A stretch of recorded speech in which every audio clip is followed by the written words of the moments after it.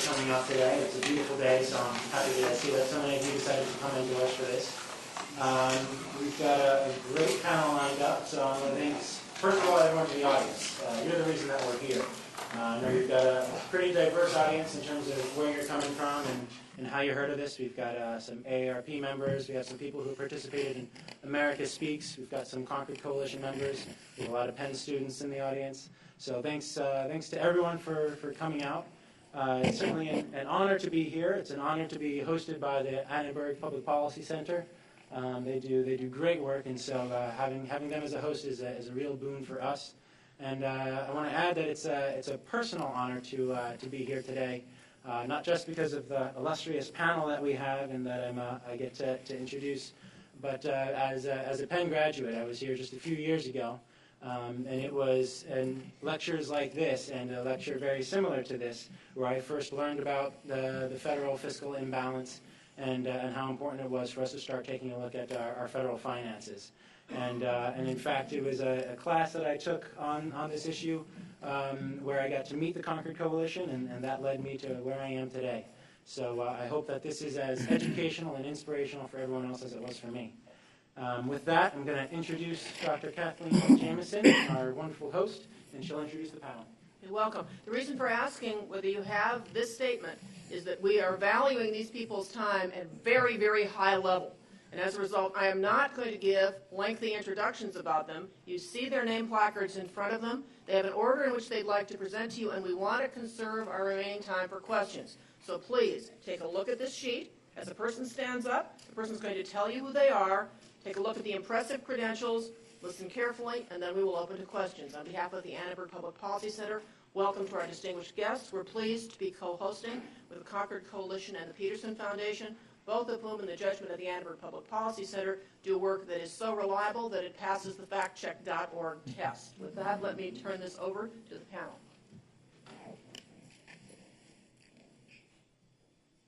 Okay, well, let me see if I can pass the first test and make my slides work without having problems. I'm delighted to hear that it was a lecture by Concord Coalition people that led Stefan to the Concord Coalition.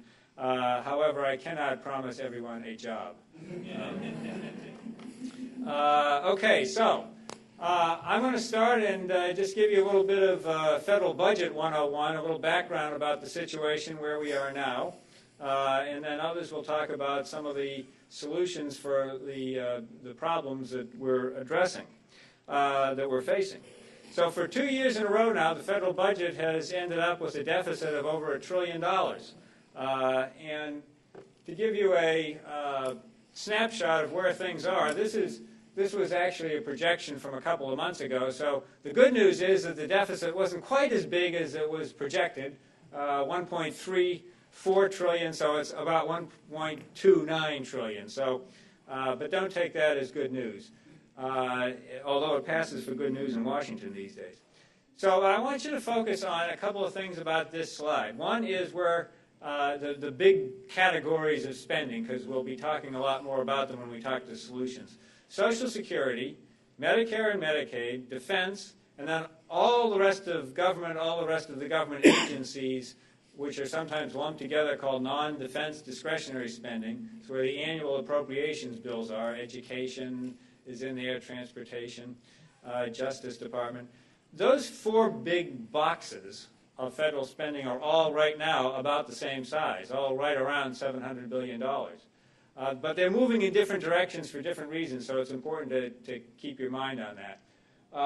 And others will discuss that. But the other thing I want to talk about on this slide is the top, which is interest on the national debt, $200 billion. Now, that is a lot of money. And that's like the interest on your credit card. Well, that's the interest on the national credit card. For some sense of comparison, it's more than we're spending on the wars in Iraq and Afghanistan this year.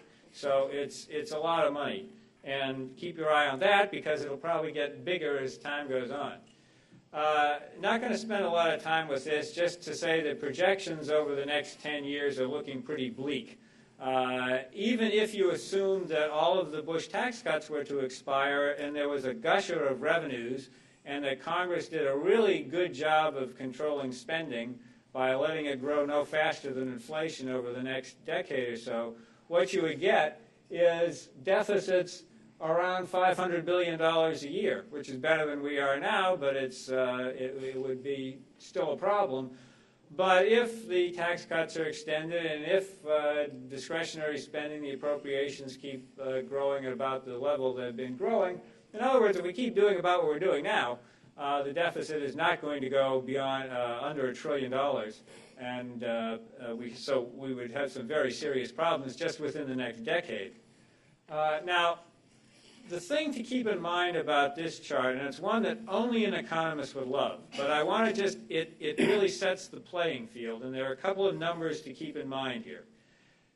Economists look at the federal budget as a percentage of the economy, as a percentage of GDP. It's more relevant than looking at dollar figures alone. So what this tells you is that because it puts it in context of the national income. So we've tended to spend at about 21% of GDP. You can go back about 30, 40 years, and that's been the average. And we've tended to tax around 18% of GDP. So we tend to run deficits, about 3% of GDP. That's more than I would like, but it's not an unsustainable level, because if the economy tends to grow at about that rate, which it tends to do, not doing it now, but it tends to go about that rate, it means the debt is not growing faster than the economy. So you would have a stable budget situation.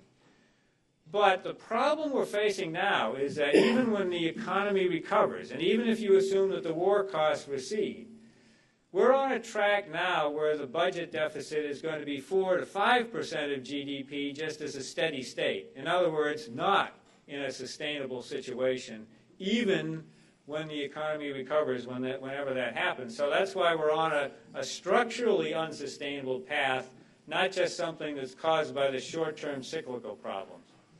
So what happens when you run these big budget deficits? Well, one thing, we're having to borrow a lot more from foreign countries just to sustain our lifestyle. So around 50% of our national debt is now held from foreign investors. That's not necessarily a bad thing. I mean, I don't want to get xenophobic about this.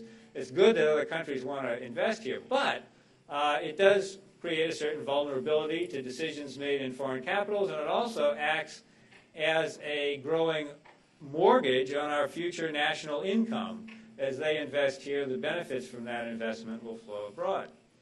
Now, the other thing that happens is that $200 billion is going to balloon into about $900 billion on interest payments just by the end of the decade under current policies. And these are numbers taken from the president's budget. This is not a Concord Coalition extrapolation or something like that. This is a number that was presented under the president's budget. And the president's budget, they concede, the administration concedes, is unsustainable. That's why they appointed a commission to try to help change course. But the important thing is interest costs metastasized here would be spending more than we are on national defense if we got that growth. Now, why is all this happening? Well, a lot of it is driven by aging of the population and rising health care costs. Social Security, Medicare, and Medicaid are the big three entitlement programs. They are growing faster than the economy. They are very good programs. They are very successful programs.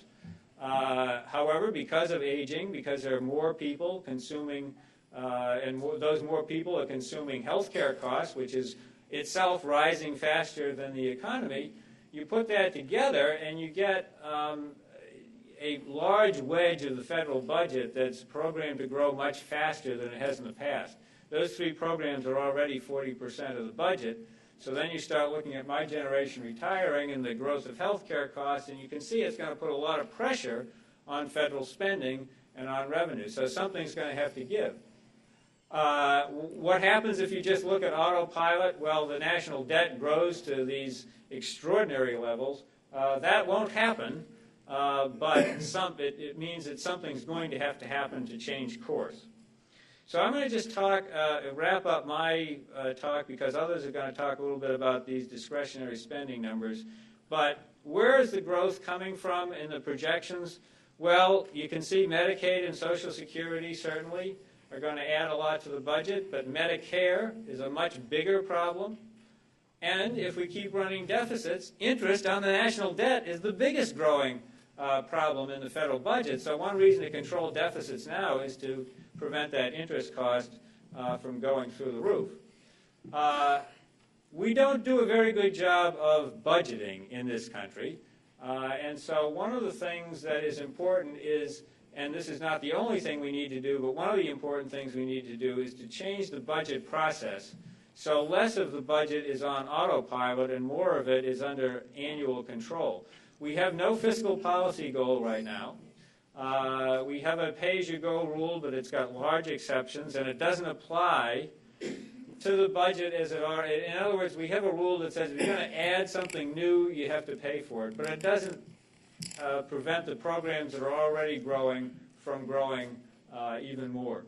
So some of the possible changes in the budget process that we can look at, and others will talk about substance, is setting a goal, maybe setting caps on the discretionary programs, and requiring long-term budgets so we take some of these long-term trends into account and take steps to deal with them rather than let them grow on autopilot.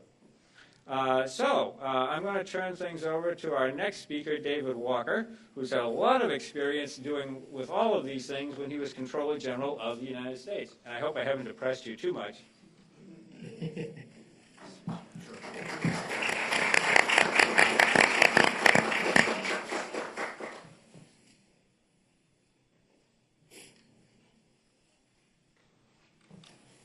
Thank you.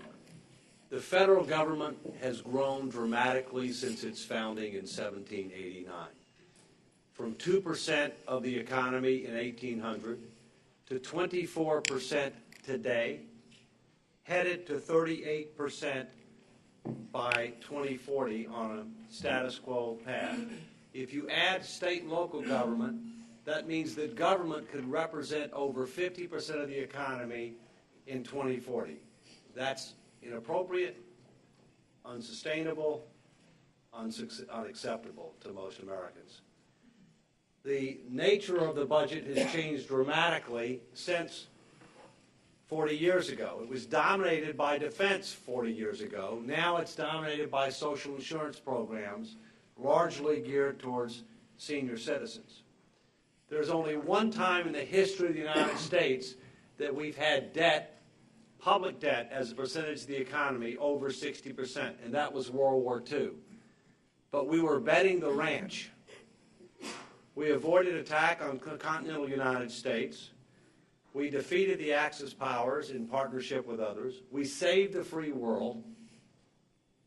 And after World War II, we were over 50% of the global economy, and the dollar was as good as gold. We invested in revitalizing the defeated Axis powers and much of devastated Europe and Asia.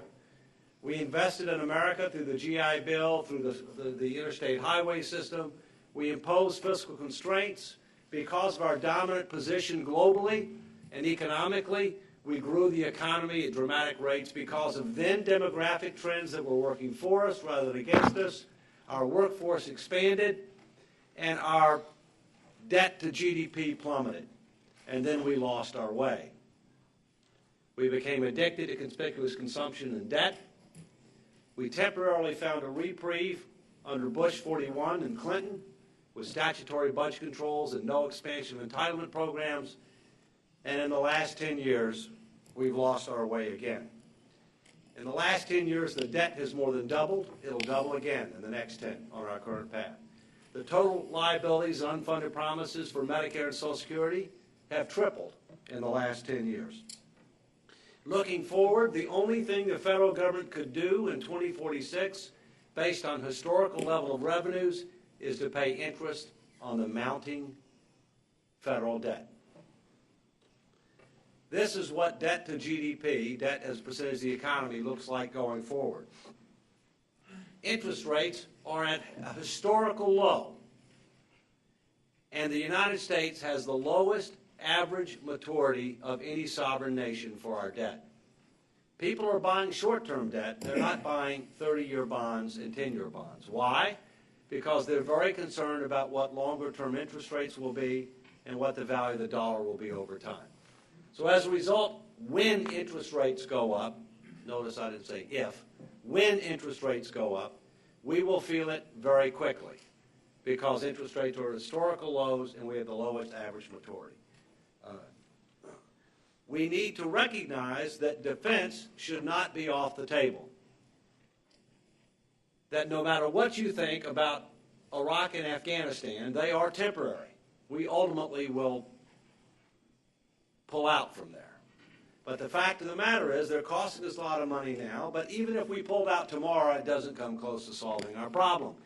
We spend as much as the next 14 nations combined on defense. Now, in fairness, we're a lot more transparent about what we spend. It costs a lot more to build something here because of our labor costs, et cetera, than other parts of the world. We assume too much of the responsibility for global security. Others don't do enough.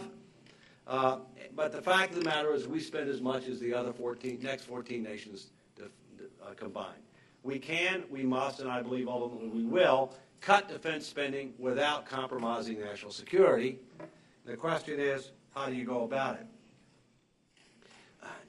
I think we have to keep in mind that our current national security strategy is largely based on past threats, not current and future threats. That we have to relook at some of the platforms that we're building, weapon systems, as to whether or not they're appropriate, affordable, and sustainable, and we also have to look at the relative quantities of some. We have way too many bases still, including overseas, and way too many deployments overseas. Our acquisition and contracting systems have fundamental flaws and have for years that cost us tens of billions of dollars a year. And our all-volunteer force is probably unaffordable and unsustainable over time. Believe it or not, the average cost per year of an active duty uniformed member of the military, current pay, current and deferred benefits, is 2.5 times median household compensation in America. Let me restate that. The average annual total cost of a single member of the military is 2.5 times the median household income for America. We're going to have to make some tough choices. These are some of the things that have been scored by the Congressional Budget Office as to ways to save money in the defense budget. All of these do not have equal merit. Some make eminent good sense, others don't. Others should be modified in some way. But in addition to defense spending, which represents 50% of discretionary spending, with the other 50%, there's a lot of opportunities there too. Many government programs are based on the 1950s, not 2010. Many of them don't work. Many of them are duplicative. And by the way, this doesn't just go on the spending side, it also is on the tax side. Many of our tax policies are the same way, and Gene Steuerle is going to talk about tax policy. One of the things that we have to do is to recognize the reality that unlike other sectors of the economy which face competition, the government has no competition. Unlike most other sectors of the economy, that when you face competition, you have to reinvent yourself periodically in order to maintain competitive and comparative advantage, in order to improve economy efficiency, effectiveness, in order to focus more on the future. These are the types of questions that need to be asked and answered about every major government spending program, tax preferences, organizational entity, and operational practice over a number of years. They've never been asked and answered. We've been in business since 1789, and we've never had a strategic plan since 1789, and we still don't. We're the largest economy on Earth and the only superpower on Earth which is temporary, but we don't have a set of national outcome-based indicators, economic, safety, security, social, environmental, to find out how are we doing, are we getting better or worse, and how do we compare to our peer group. We need it now, because we have to make tough choices, and they ought to be evidence-based. Thank you very much, and I'll turn it over to the very esteemed and one of my directors, Bill Novelli, on Penn Grad.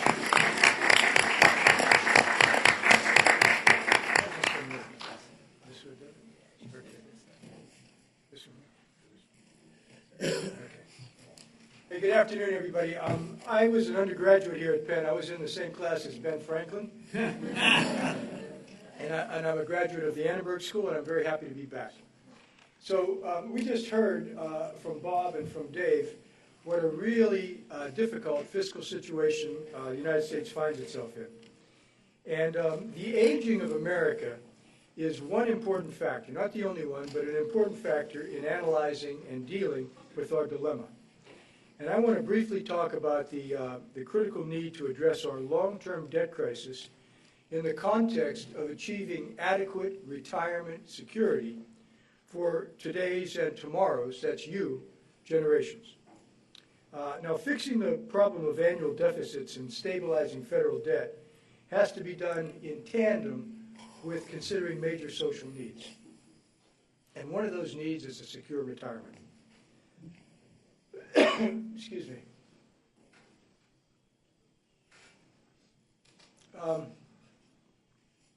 So the question is, how can we deal with Social Security? Can we solve Social Security in such a way that we can have a secure retirement and get this debt reduction and this deficit reduction done? Now, a secure retirement in our country is essentially based on 4 pillars. A solvent Social Security system, individual retirement savings, and employer pensions. And those 2 things are combined now because the days of defined benefit plans are over. So basically, when you work, you get a defined contribution plan, and you have the responsibility for essentially investing that money along with your personal savings. Another one, as one of the 4 pillars, is the ability to work and to continue to earn as you get older, and adequate and affordable health care coverage. So I'm going to focus on the first pillar, which is saving Social Security. So what we're facing is a long-term problem. The program has already reached a point where the annual benefits that are being paid out are greater than the annual revenues that come in from the payroll taxes. And this disparity is going to widen in coming decades. Now, Social Security is not our biggest problem. It's about 10% of the total problem that you just heard about. But along with Medicare and Medicaid, it constitutes a huge percentage of the federal budget. It's probably the most successful domestic program in American history. And it's long been called the third rail of American politics. That is to say, the public values it fiercely, and politicians have been afraid to touch it. Now, young people are very dubious about whether Social Security will be there for them when they get into their retirement years.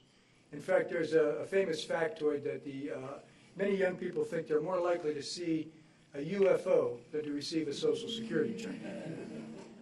But what it's important to understand is that we really can achieve Social Security solvency, that we can do it in an equitable way, and in so doing, we can achieve a big win for fiscal reform and build momentum for other bipartisan fixes.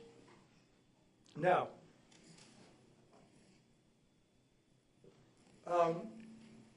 as I said, the goal, the benefits going out are greater than the revenues coming in. Now, here's our goal.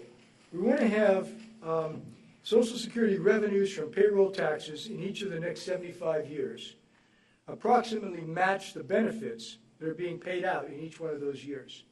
If we were to do that, we would prevent the trust fund from building up large surpluses, and we would ensure that the program is solvent and on a sustainable path for future generations.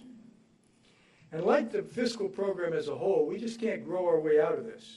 We can't hope for the best. We have to address both the revenue side and the benefit side of Social Security and adjust both sides. Okay? And among many others, people on the Hill understand this. So if you look at the Senate Budget Committee, the chairman of that committee, Senator Kent Conrad, and the ranking member, Republican Senator Judd Gregg, both say we can solve this problem. In fact, they both said it's just math. Well, yeah, it is math, but it's also politics, and it's also your security. So what are some reasonable ways that we can address Social Security and get it fixed? Now, Bob Bixby and I both serve on a debt reduction task force at the Bipartisan Policy Center in Washington. So I'm going to throw out some ideas here, and your reaction to these ideas will be useful to us. We'll take them back with us to the task force. So first, if we look at the revenue side,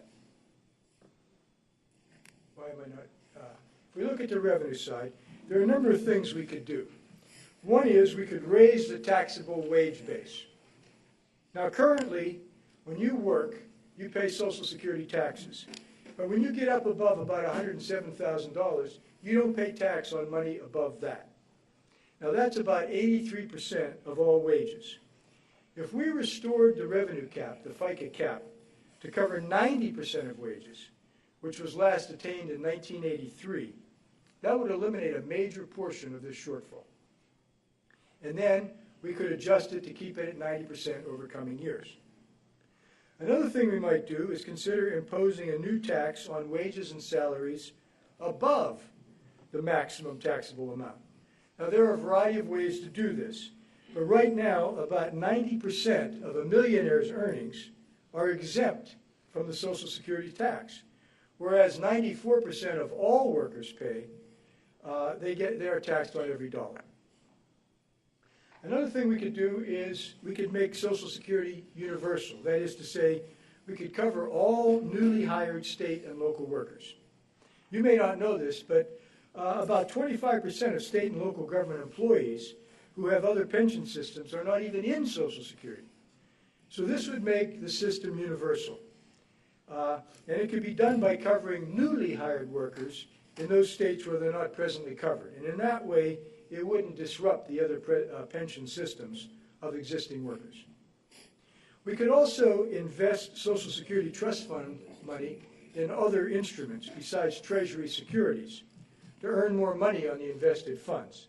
Now, this is controversial, but systems like Canada's do this, and we could do it too. There's another source of revenue to consider. And this is not just about Social Security. We could cap and phase out the exclusion on employer-provided health benefits. These health insurance benefits are presently exempt from taxation. And there's a side effect of doing this, and that is it would increase payroll tax revenues, and they would accrue to Social Security. And then on the other side of the ledger, on the benefits side, how can we adjust the benefits? Well, first thing, we have definitely got to figure out how to take longevity into account if we're going to get this system solved. People are living longer than previous generations. And one way to do this is to index benefits to longevity, so that living longer would not automatically mean you'd receive greater lifetime benefits. Another way to deal with longevity is to raise the full retirement age. Now, it's now moving up to 67. We could raise it to 68. And that would recognize the need for solvency, and it would also take into account the fact that older Americans, both men and women, are already working longer. We could also raise the early retirement age. Right now it's 62. You've read about what's happening in France over this issue. If we raised it to, let us say, 64, that would take longevity into account, and it would also help to increase people's retirement income in their later years. And it would be an important signal to both employees and employers about what work-life expectations as longevity increases. We could also change the formula to reduce benefits for higher earners. That's going to be you. So, for example, take the top 25% of earners. We could tweak their benefits so that they receive less benefits, while the bottom 75% are protected, are left alone. It's already a progressive system, but we could make it even more progressive. We could also change the COLA. Right now you have a cost of living adjustment each year if inflation increases. And there are different ways to adjust the COLA to actually be more accurate and to take into account really what inflation is. So these changes could be phased in over a long period of time so that people would have time to plan, and they would not be too disruptive.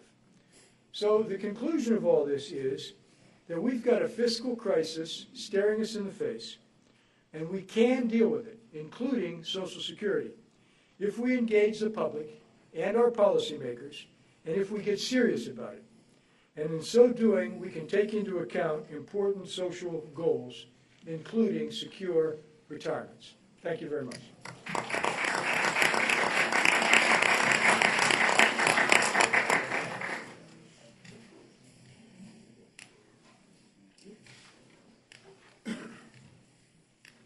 Hi, I'm Doug Holtsaken, President of American Action Forum. Thank you for coming today. If you talk about budgetary issues, eventually all discussions end up at healthcare. And the reason for that is that for the past 40 years in the United States, the horse race between resources to pay for things, income per capita, and costs, healthcare spending per capita, the costs have been winning that horse race by 2 to 2.5 percentage points per year every year for 4 decades. That's how healthcare went from being 3% of our economy to 17% now, and is on track to be 20% quite rapidly. And that's why now, on the federal budget, Medicare and Medicaid combined are the single largest expenditure category, and then we have substantial healthcare outlays as well for veterans and for our military. So in the end, if you're talking about the federal budget, you end up talking about healthcare costs. Going forward, the numbers are actually much more frightening. And we can all spew lots of numbers at you. I like you too much for that. I'll save it for my own kids. But just a couple to keep in mind are that right now, Medicare and Medicaid are about 5% of GDP, 5 cents out of every national dollar. And if we roll the clock forward to 2050, the next 40 years, and repeat the healthcare costs of the past 40 years, and add on the aging of the baby boom generation, that 5 cents out of every national dollar will turn into 20 cents out of every national dollar, or Medicare and Medicaid will combined be as large as is currently the entire federal government. That's a recipe for fiscal disaster. And so for us to control our financial future, we have to take hold of our healthcare future and bring these programs under control. Obvious question is, how does this happen? And there's probably no subject that's more complicated and capable of putting all of you to sleep than a serious discussion of healthcare. But let me give you a flavor for the system that the United States has evolved. It's a system that's characterized, first of all, by fragmentation. There are lots of different providers and specialists and insurance companies and medical device manufacturers and drug companies, and they're not coordinated in any particular way around the well-being of the patient. We see that in the federal budget, in the Medicare program, very clearly. We have something called Medicare Part A that pays for hospitals. Part B pays doctors. Part C pays certain insurance companies. And Part D pays drug companies. Nowhere in there is the Medicare beneficiary with those different folks coordinating their activities for the well-being and health of the individual. So a lot of fragmentation. Second problem we have a lot of in the U.S. healthcare system is fee-for-service medicine. We pay providers to do things to people, and the result is they do a lot of things to people. And it's expensive. And if we cut back on how much we pay them, they do more and make up in volume what they lost in price, literally. And so fee-for-service medicine is a real symptom of our problems. We need to pay our providers for people to be healthy, both going into episodes of hospitalization or other acute care, or at the end of that episode, a high-quality outcome, and not for what they do to people. Third thing, we have a lot of problems with information in our system. We cannot answer questions like, what is the best way to treat a patient who has emphysema, a particular heart ailment, and maybe a diabetic? Complicated medical cases we just don't know enough about. We don't know how to answer questions that we can answer in almost every other part of the economy, which is, if I buy that computer, is it enough better to be worth the cost? Well, if we get to medical devices and other technologies, we can't answer those questions. We don't have the information to make sensible decisions as a nation. And last thing we have is the worst phenomenon that economists can imagine, which is paying with other people's money.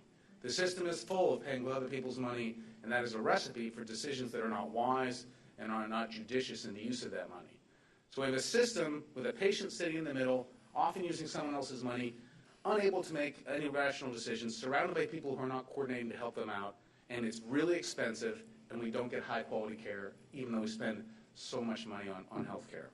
Well, we have to fix this, and so there are two broad strategies for fixing the system.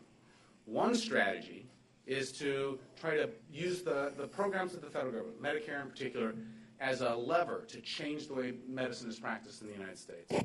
And that would be to create things like accountable care organizations that coordinate the care around an individual. That would be to provide information on the comparative effectiveness of alternative strategies for treatment of different devices and drugs. That strategy would include things like experts on reimbursement, an independent payment advisory board. And this is the strategy that is largely embodied in the health care reform that was just passed. And I think the important things to recognize about that health care reform is, number one, it did not solve yet this cost problem that has been plaguing the United States, giving higher health care spending and low-value care. It did cover more people, but we will have an ongoing national discussion about how to really get costs under control, and can these elements that are present in the bill actually turn into a serious strategy to control costs in the United States.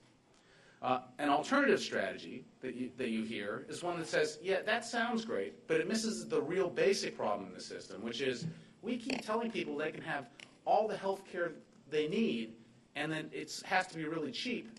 And then when we spend so much money on health care, we tell the providers, no, no, no.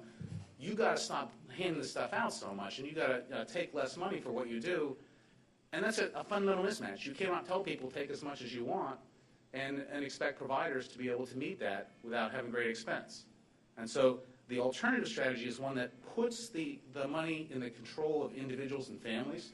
So in Medicare, it would put the money in the hands of Medicare beneficiaries, and then they would have a responsibility as a result for making decisions about alternative choices and treatments. They need a lot more information to do it, so it shares a need to inform people. They'd have incentives as a result to get high-quality care. That strategy wants to pair the money in the hands of the people with insurance that follows them around all through their life, so that insurers, instead of only looking at everyone as a one-year problem, looks at you as a lifetime problem and makes the right investments in early prevention, in investments in care management at a young age that are cheap instead of expensive things when they're older. And that strategy would, as a result, incentivize all those providers to reorganize themselves to make the beneficiaries happier and satisfied with the quality of the care they get per dollar, generate better value. Those are two broad strategies. We're going to see this debate continue in the United States. We will have to have more health care reform because the fiscal outlook demands it. We can't continue to go down the path that we are. And so whatever your opinion was about what just passed, get ready. There's more to come. It's an essential part of our future. I want to close by saying there are three things that often come up as solutions that are not.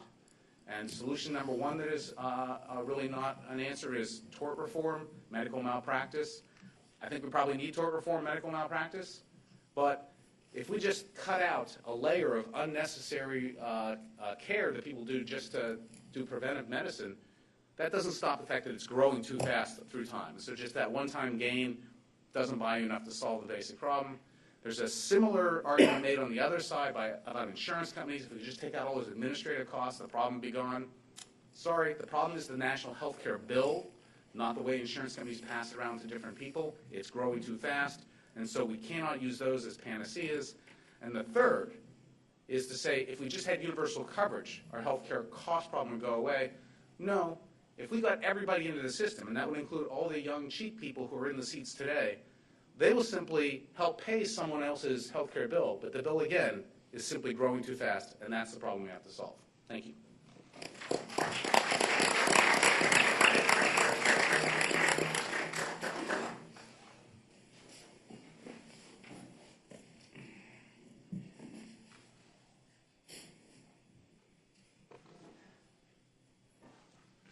So hi, I'm Gene Steuerle from the Urban Institute.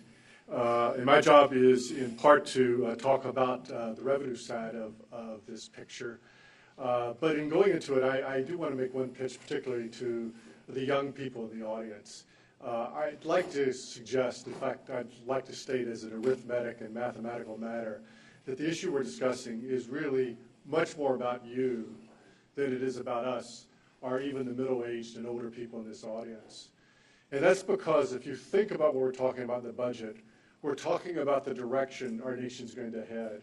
We're talking about the direction in which we're going to increase expenditures over time, hopefully as our economy grows, and we're talking about the direction in which we're going to raise taxes. So think about some of the issues that people have raised at the table here, for instance, Social Security reform. In point of fact, in Social Security reform, it's not going to affect the elderly at all. It's talked about as an elderly issue. It's not an elderly issue. The elderly are grandfathered into the current system. There's hardly a reform in Social Security that's going to touch any current elderly. It is going to touch you when you become elderly, or it is going to touch you when you're paying more taxes, because that's how we're going to have to resolve the system. And so the issues are really much more about you. If you look at the difference in age distribution, those of the panel would like to pretend we have the average age of perhaps the people in this audience, but there's a few features that distinguish us. 4 of us are follically challenged, and the 5th, to prove that he's really of a different generation, drinks tabs. So, That's why I still have my hair, Gene. Don't look on the inside. So it really is about you, and that's why it's so important that you take this issue seriously, even more seriously than I think than some others would do. There we go. This actually shows you another argument on why this issue is about you. I'm already now going to go into a little bit the revenues versus the spending. The red line you see here is actually just the spending on Social Security, Medicare, and Medicaid. This is largely the health and Social Security issues we've already been talking about. And it adds in basically defense and then the interest on the debt that Dave talked so eloquently about. If you look at that red line, you'll see that it's already absorbing, or it did absorb, almost all revenues. So basically everything else the government does, we're paying for out of the debt. And what's in that everything else category? What's getting squeezed? Well, again, it's mainly, in technical terms, sometimes called discretionary programs, but if you want to know about it, these are basically programs for the poor.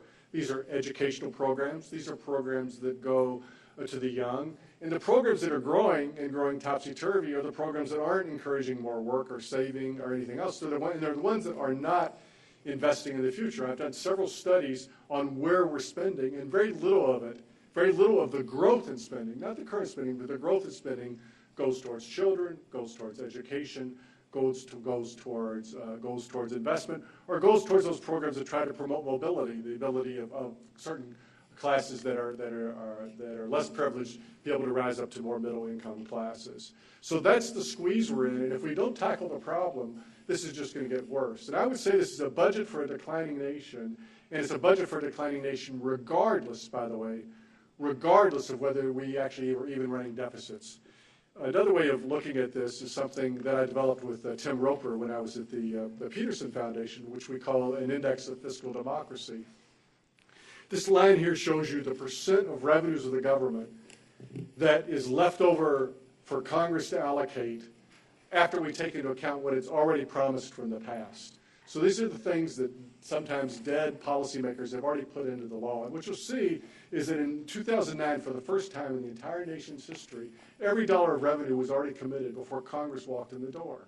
Well, why is it an issue of fiscal democracy? Because what you have taking place now in both political parties is conservatives and liberals trying to control the future by saying, we're going to reduce taxes for the future, or we're going to raise the spending for the future, and we're going to decide today what it's going to be. Even if the economy is twice as large in the future, we're going to control that future, and we're going to leave almost no decision-making to voters in the future.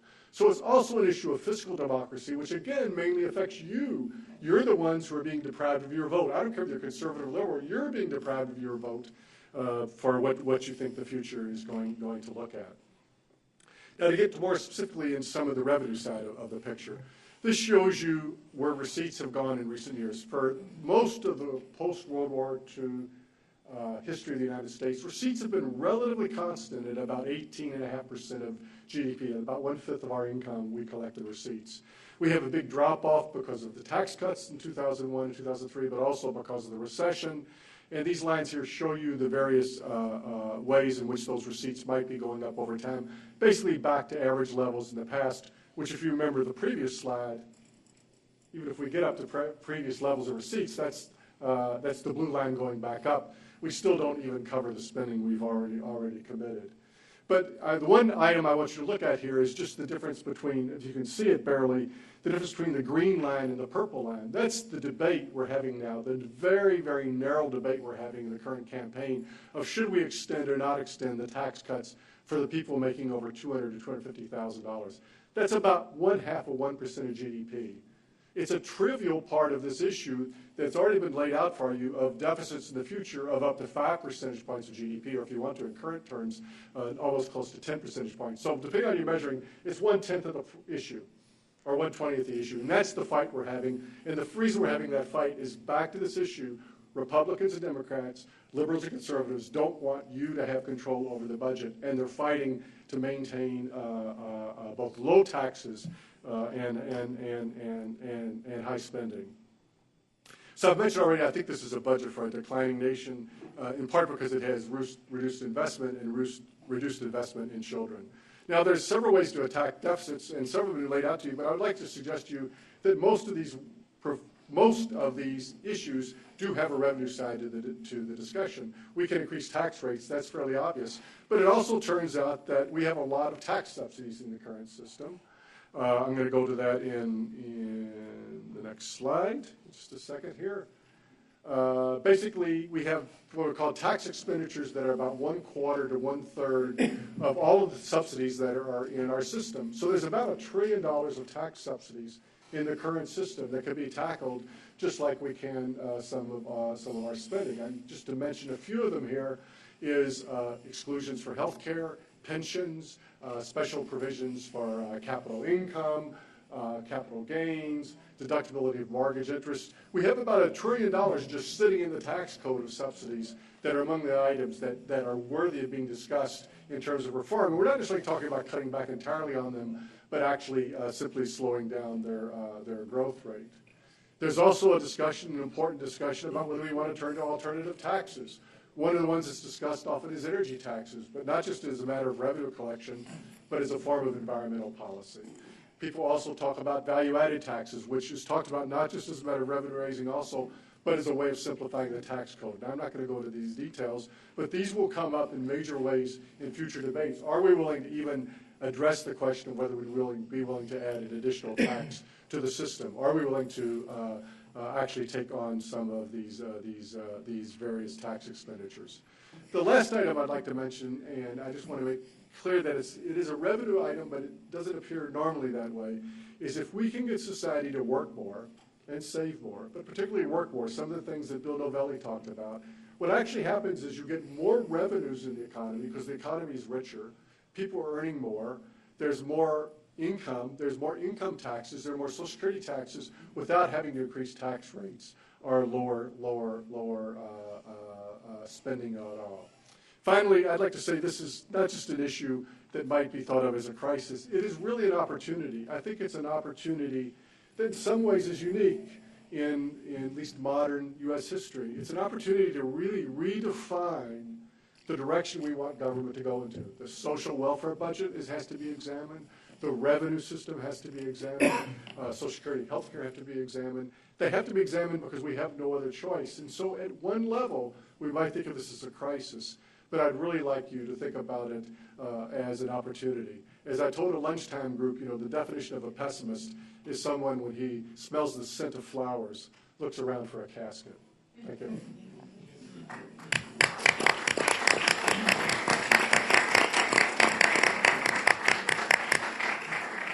I guess the definition of an optimist is somebody who can look at those numbers and still come out here and talk about solutions. So, so that's what we are. We're the sunshine band here. All right, let's take some questions. Sir. Talking about what we owe in interest. Did I miss paying back the principal that we owe? Well, There and I didn't see? the interest costs are bad enough. So long as we run deficits, let me just say this about deficits in debt. We don't have to pay off the debt.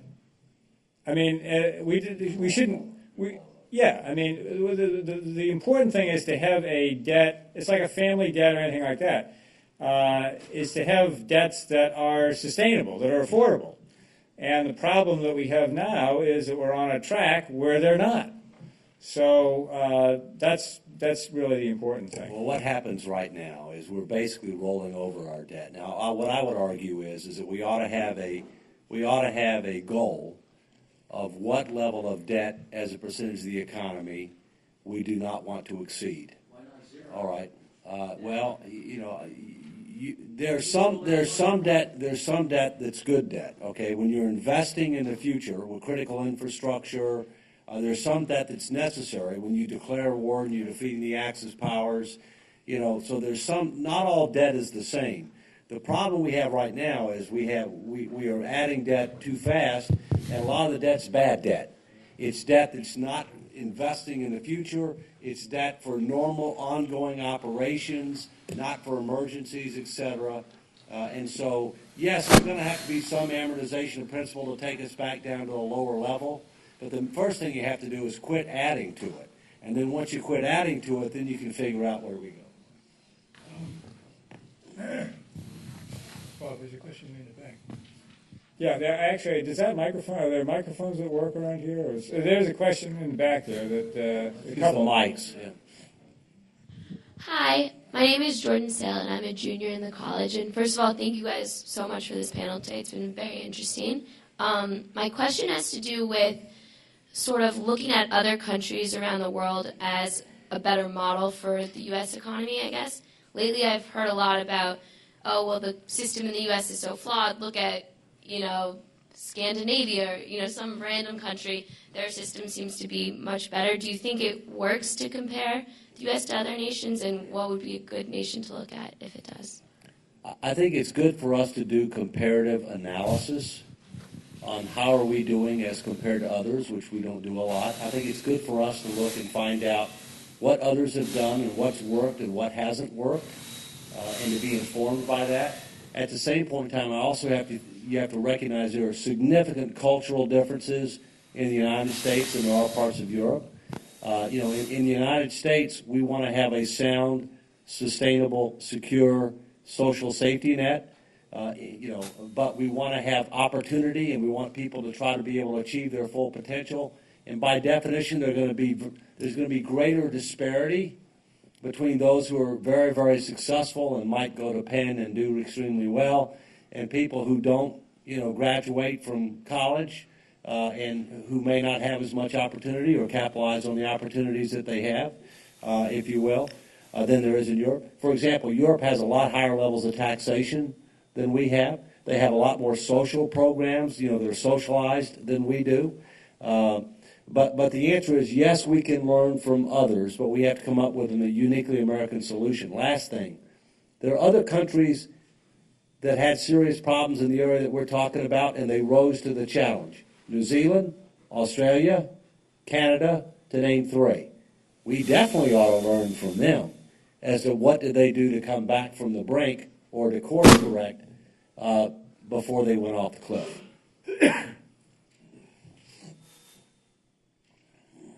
Okay, sir, in the back, and then I'll sort of.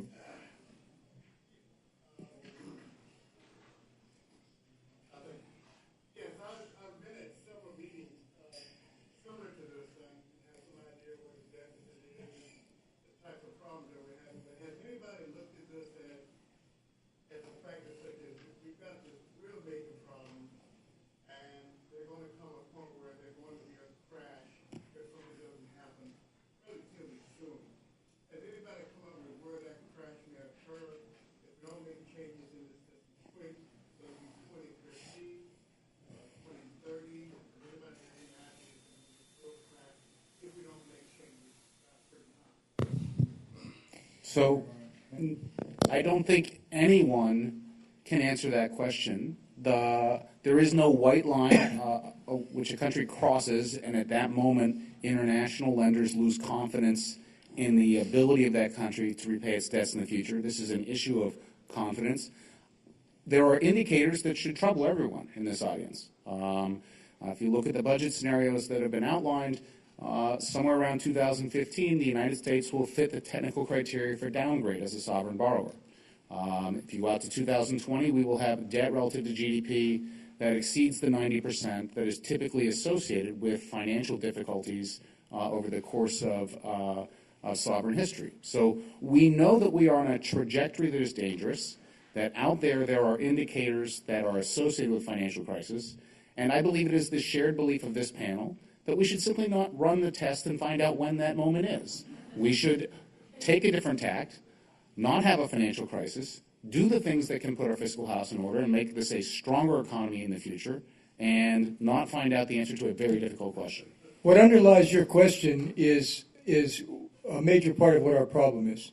In 1983, there was a point where President Reagan and Tip O'Neill and others got together and they worked on a Social Security compromise because within 2 weeks the checks were not going to go out. We don't have that right now. It's what Doug was talking about. And so this enables politicians to do what they call kicking the can down the road. And so we can keep kicking this can, and we don't have a moment in time where we can say, okay, here's where we fall off the cliff. I think what the panel agrees on and what most economists agree on is we are going to fall off. We just don't know when. I think the bottom line is we will have a crisis if we don't change course. My view is that we need to do something tangible and meaningful within the next 3 years, or else we could face one. I think you can look at benchmarking data. If you look at our debt to GDP as compared to European nations, federal, state, local, we're already worse than Spain, we're worse than Portugal, we're worse than Ireland, we're worse than the United Kingdom. We're within 10 years of where Greece was when they had their crises. But if you count what we owe Social Security and Medicare, which in my view you should, several $1 trillion, we're within 3 years. And the truth is, it could happen at any time. It could happen at any time. Can I make a comment to the esteemed panel? Not a question. I came here for solutions or to hear ideas. And I just want to say that I didn't hear any ideas as far as I can hear. I didn't hear any solutions except for higher taxes. I already pay 50% taxes when you include federal, state, local, cell phone, gas, property, on and on and on. Is the only solution higher taxes? Because if it is, the solutions I heard, work more, save more, tell me why. Why should you do that? Did you hear me when I was talking about how to adjust the Social Security benefits? Yeah, did you hear about defense? So you want me to reduce potential benefits that I'm paying for now as a solution? I don't think that's a solution. Then you can raise taxes to pay for them. You got to do one or the other. Can we cut expenses? Can the federal government cut their budget? Is that the idea? Can I put it in very simple terms, sir? Very simple terms. Just keep it short. I'll keep it short. I have a household. I have expenses. If I exceed my expenses, I can only do one thing: cut my expenses. Well, Thank you. We were talking Well, about. okay, I'll give you my opinion. Others can give you theirs, okay? We're in a $62 trillion hole. I think it's 3 to 1 a spending problem. We need to renegotiate the social insurance contract while maintaining a sound safety net.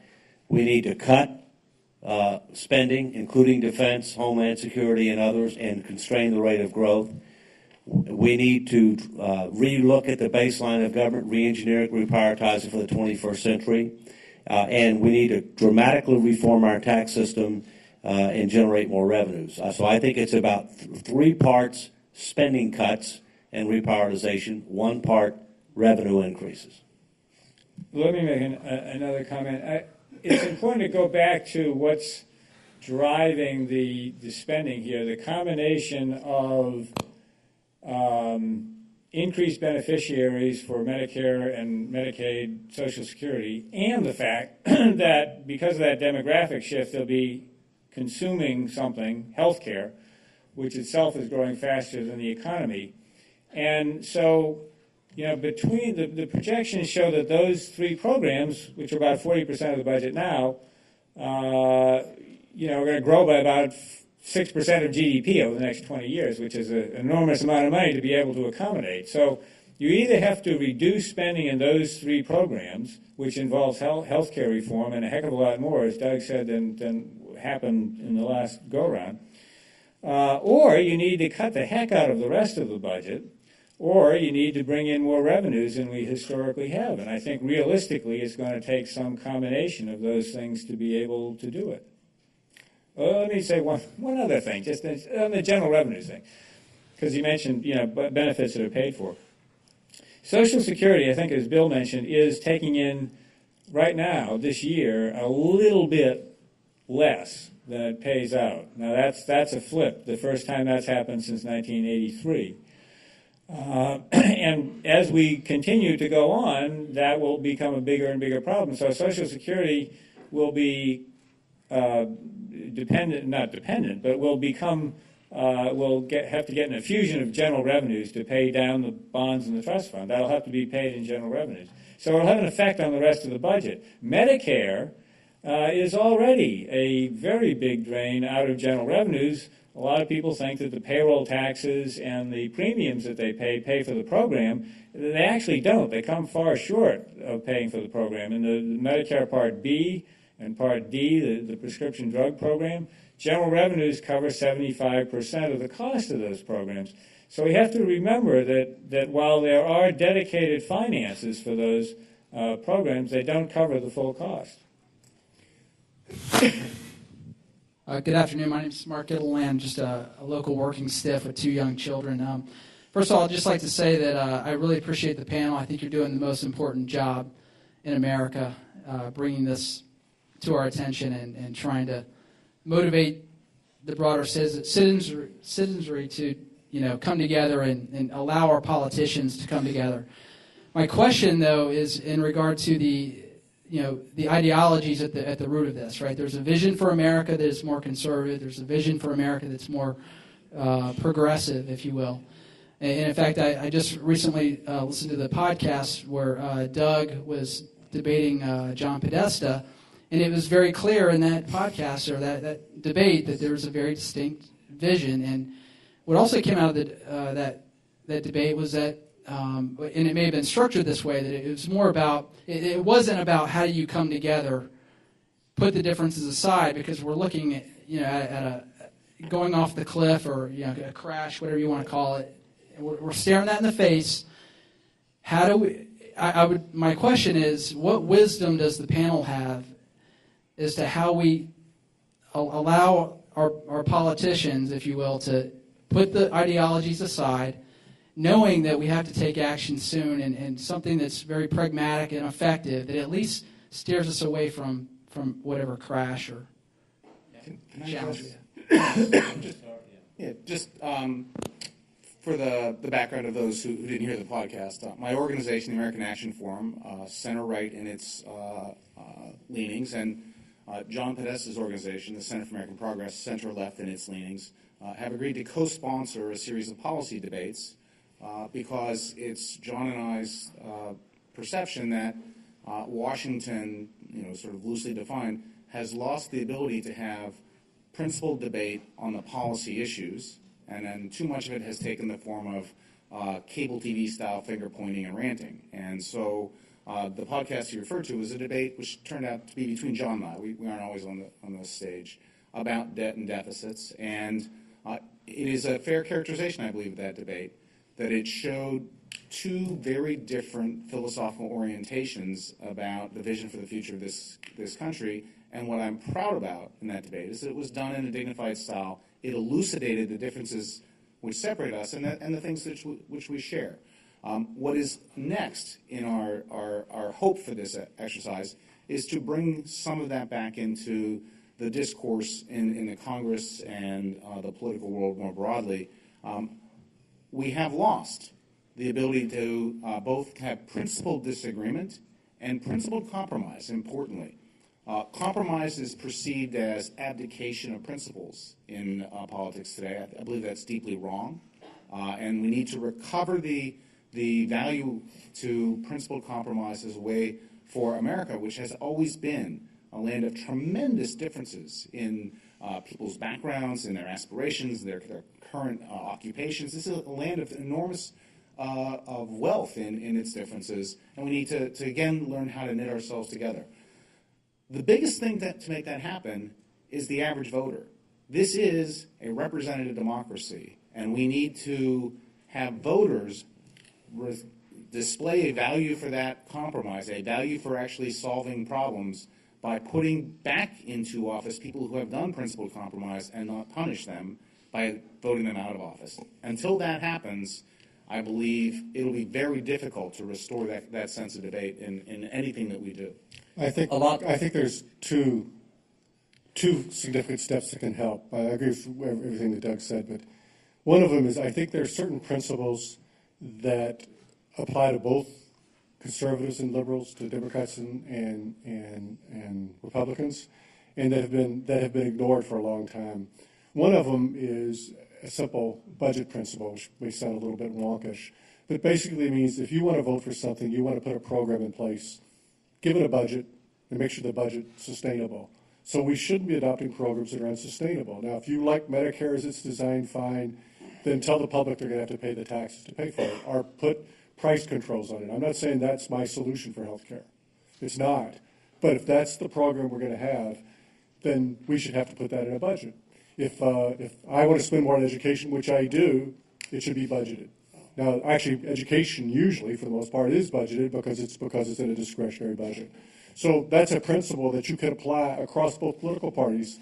And in some sense, and I'm not saying it was the right macroeconomic solution, the notion that the budget had to be balanced, it was a principle that both parties accepted. It applied to both political parties for long periods of time until we decided that really wasn't a good rule for over the economic cycle. The problem is once we abandon that rule for the economic cycle, we haven't replaced it with another rule. So we need principles like that. Another one that I think is a powerful principle that I think is constantly ignored is the one that I call it equal justice, which is sort of the notion that equals should be treated equally. There's nothing that I think gets people more upset than that they are paying an unfair share of some burden, whether they're paying a higher tax than a neighbor who's equally well off, or they're getting less benefits than someone who's no more deserving. And I think that principle has largely been abandoned too, that for many recent years, it's been first feeding at the trough. And it's not like your idea or your program is not worth consideration, but you shouldn't get consideration because you're the first one at the trough. You know, we have to go back to some notion that we treat equals equally. So I think going back to these types of principles that cut across the type of principles Doug was talking about, which basically often largely revolve on how much redistribution you can achieve from the left and how much you worry about efficiency by not creating bad incentives on the right, which I consider legitimate principles where you need legitimate compromises. There's other principles that cut across that we can apply, and I think that's one way that we get there. But without a leadership that's really willing to take this stuff on, that's willing to compromise, we're just not going to get there. A lot of people talk about partisanship. You know, we've had partisanship for a long time, ever since we had political parties, which, by the way, the Founding Fathers were very skeptical of political parties and were very concerned about them because they considered them factions.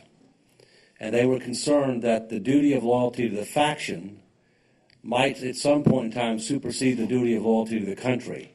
Can you imagine that? My view is that a greater problem exists than partisanship. It's called the ideological divide. Our politics today is dominated by the wings, the far right and the far left. And they disproportionately represent who's elected in Washington. That combined with career politicians who view their position as a job and don't want to involuntarily lose their job and therefore don't speak the truth and don't want to make tough choices because the job security risk creates a dysfunctional democracy. And I think that, you know, the only way that we're going to deal with it in the short term is for the first three words of the Constitution to come alive, we the people, for the president to lead and for the leaders of the two parties in Congress to be able to provide support on at least some targeted issues. But I also think that we're going to need some political reforms, redistricting reform, open primaries, campaign finance reform, and term limits. We're going to need those things over time. But we don't have time to wait for those to happen because the fuse is lit. I told Dr. Jameson we'd try to wrap up around 3:15. What I'm going to ask for is maybe if we could get a couple of questions, and then we'll take them back and try to give some short answers. So we got a couple of questions over here too, Stephanie. I don't want to ignore the rest of them. Well, I don't know if this is as much as a question, but I want to be a little bit more concerned about the fact that healthcare is actually eating up our deficit, that other countries have instituted something like a single-payer plan, or the insurance companies act together like a single-payer plan in order to control their budgets. I know we have been dismissive of that as a sort of a left-wing radical idea, but in the spirit of what Mr. Walker has just talked about, that maybe we ought to look at solutions that have worked in other parts of the world that might benefit this country, and that every Republican and Democrat, I would contend, would benefit from a single-payer plan. Why don't we put this on the table as a serious discussion for us, because we do have to make some difficult choices. So let's take another question. No, That's what, No, we're going to take several questions first. My question has to do with incentives. A couple of you touched on it, particularly around the borders of the political problem. If politicians continuously respond to incentives, and we all know that you don't get the behavior you deserve, you get the behavior you incent, and their primary concern is being reelected, then rather than let them play kick the can down the road, shouldn't we continuously kick them down the road until they actually solve these problems? And I don't mean that to be comedic. I mean, seriously, is there not some hope for a movement that says resolve these issues by or lose your job? And how do you feel about incentives for those who could, would, or should lead us? And a second question was about... Well, there's only one. Okay. But seriously, we're running out of time, and I want to get... Look, there are couple of people that have had their hand up. This woman has had her hand up for a long time, so... And then we're going to have to make short answers to these. Thank you. I'd like to say that I did hear some solutions, and I'd like to know a couple of them that would make major changes in this. One was Mr. Novelli suggested some revenue side changes in Social Security. The first one, raising the taxable wage base, that he said would restore, eliminate the major shortfall in the future. And that's certainly, and he also said that he'd like to hear, I believe he said he'd like to hear from us what we thought of that. And I'd like to just say for myself and a lot of other people I know that we really think this should be the major consideration for Social Security reform. And the other one was that Mr. Walker, I think he was the major one who talked about cuts in the defense expenditures, which I thought were extremely helpful, and I would have hoped to have heard some confirmation of that from the other people, because Representative Barney Frank and Ron Paul, I believe their report was quoted, the Sustainable Defense Task Force came up with cuts in the defense spending over the next 10 years that could restore $1 trillion to our budget. So I'd really love to hear more confirmation of that. Thank you very much. Okay, here endeth the questions. We're going to have some short answers. And I will say this, that we do have sign-up sheets out there on the table for people that want information from one of our organizations. And also, if there are questions that people would like that we couldn't get to and would like to email them to the Concord Coalition, we'll try to get you an answer for that as well. I'll answer the question that deals with incentives. I agree with you on incentives. Either you got a plan and you're moving to implement the plan, or move aside. And secondly, www.nolabels.org. Check it out. So we got single payer and Social Security. So briefly on the single payer, it has been an active part of the discussion. I don't think anyone who's been in this area can ignore that. I think you need to distinguish between two things, one of which is having a single insurance company-like entity inside or outside the government, and the second which is having a budget. And what we don't have in the United States is a budget, a limited amount we're going to spend in healthcare, either inside the federal programs or broadly as a country.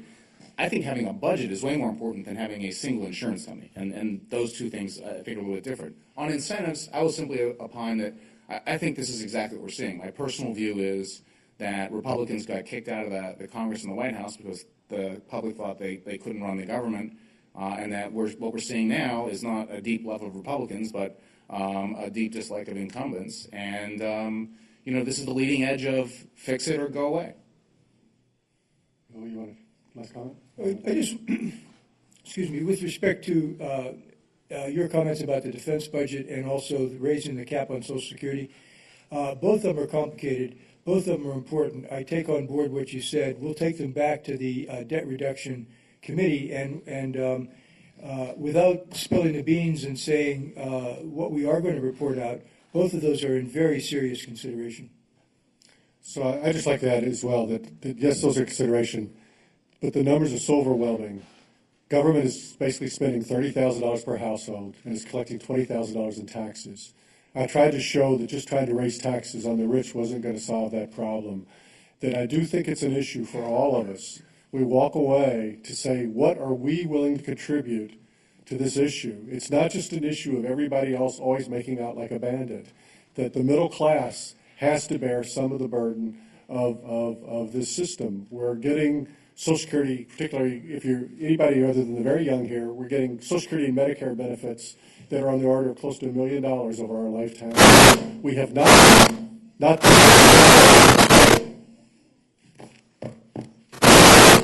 the sound of impending doom.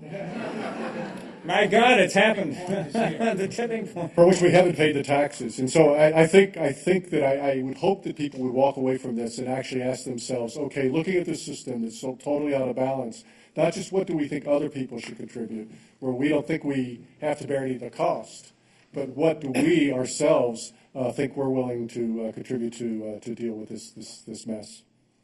Please join me in thanking the panel.